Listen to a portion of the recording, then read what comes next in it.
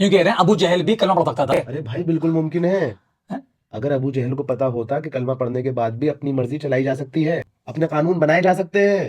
اس بات میں ایگری کروں گا عبداللہ بھائی, ایک دم صحیح کہا آپ نے. ابو جہل کو بھی نہیں پتا تھا کہ شریعت میں اپنی مرضی چلائی جا سکتی ہے, شریعت میں اپنے من گھڑت مسئلے بتائے جا سکتے ہیں.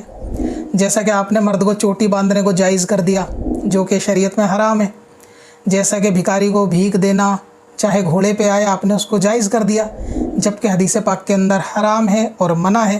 تو یہی حال انفلوئنسر کا بھی ہے کہ شریعت کے اندر اپنی من مرضی والی بات, من مرضی کے غلط مسائل حرام کو حلال کر دیتے ہیں.